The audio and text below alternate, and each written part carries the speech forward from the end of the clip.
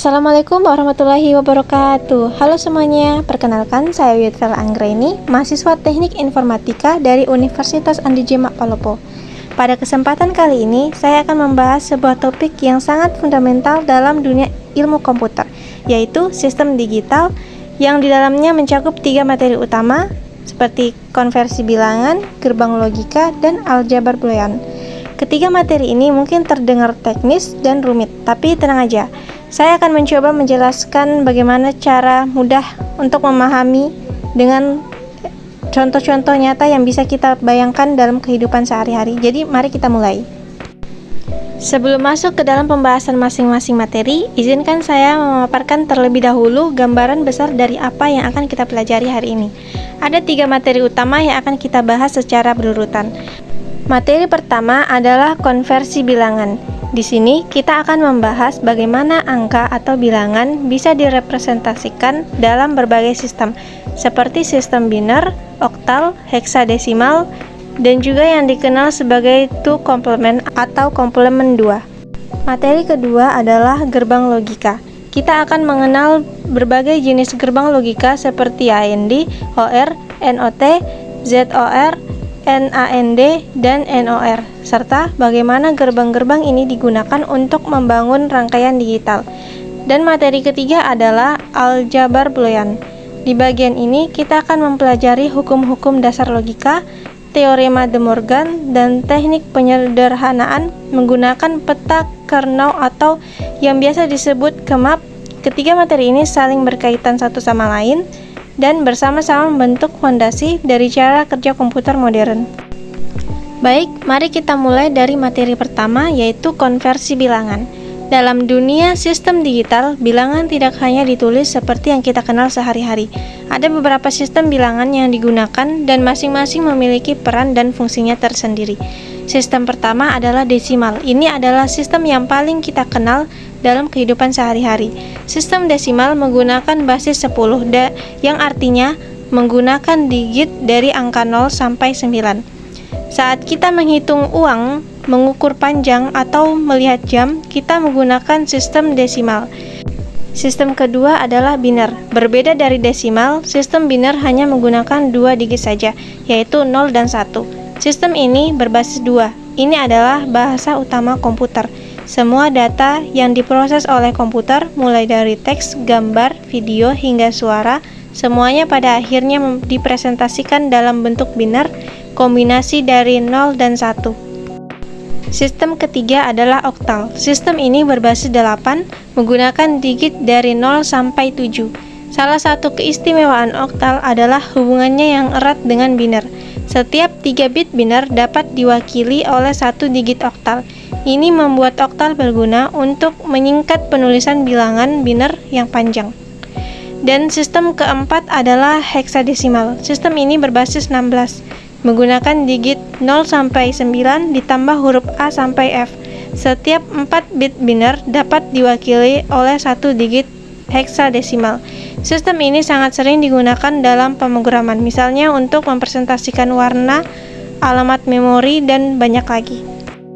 Sekarang kita masuk ke bagian yang lebih praktikal. Bagaimana cara mengonversi bilangan dari satu sistem ke sistem lainnya? Kita mulai dengan konversi antara desimal dan biner. Pertama, konversi dari desimal ke biner. Caranya menggunakan metode pembagian berulang dengan 2. Kita membagi bilangan desimal secara terus-menerus dengan 2 dan mencatat sisa dari setiap pembagian. Setelah semua pembagian selesai, kita membaca sisa-sisa tersebut dari bawah ke atas. Itulah hasil binernya. Mari kita lihat contohnya. Misalnya kita ingin mengonversi angka 25 dalam desimal ke biner. 25 dibagi 2 sama dengan 12, sisanya 1. 12 dibagi 2 sama dengan 6, sisanya 0. 6 dibagi 2 sama dengan 3, sisanya 0. 3 dibagi 2 sama dengan 1, sisanya 1. Dan 1 dibagi 2 sama dengan 0, jadi sisanya 1. Kita membaca sisa dari bawah ke atas, 11001.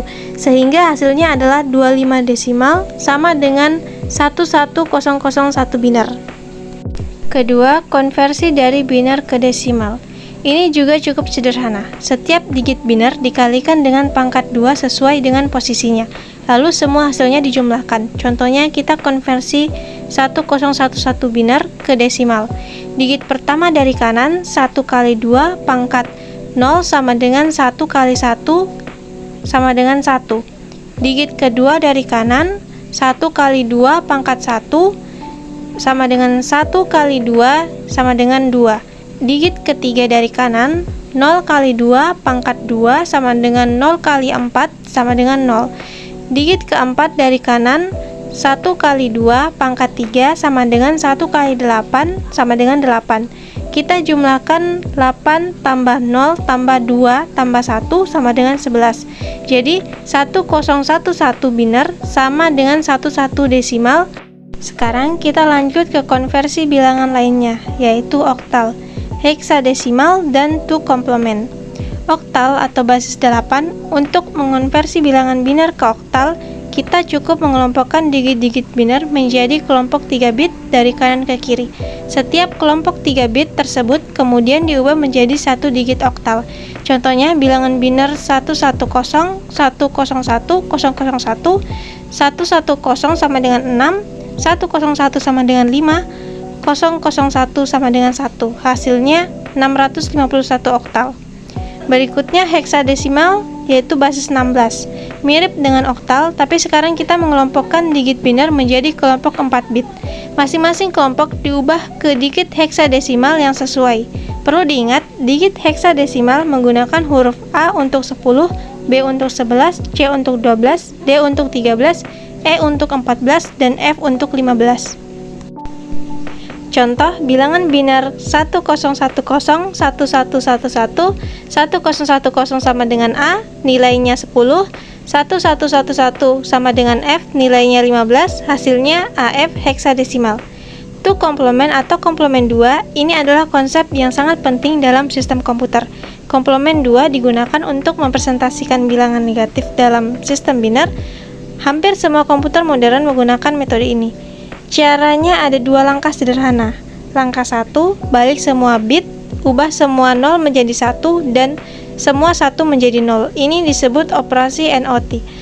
Langkah 2, tambahkan 1 pada hasil tadi. Contoh, bagaimana komputer menyimpan angka negatif 5 dalam 8 bit, representasi plus 5 dalam 8 bit, 00000101, setelah di NOT dibalik 11111010, setelah ditambah 1 11111011. Jadi 11111011 adalah cara komputer menyimpan nilai negatif 5 dalam 8 bit.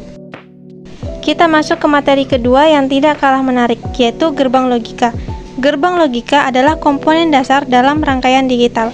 Bayangkan gerbang logika seperti sebuah pengambil keputusan. Kecil, ia menerima input berupa nilai 0 dan 1, kemudian menghasilkan output berdasarkan aturan logika tertentu.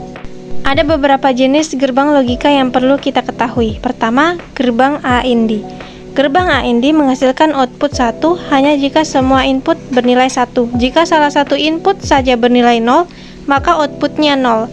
Contoh, 0 AND 0 sama dengan 0, 0 AND 1 sama dengan 0, 1 AND 1 sama dengan 1. Analogi sederhana, bayangkan 2 saklar lampu yang dipasang secara seri. Lampu akan menyala hanya jika kedua saklar dinyalakan. Kedua, gerbang OR. Gerbang OR menghasilkan output 1 jika minimal 1 inputnya bernilai 1. Output hanya bernilai 0 jika semua inputnya 0.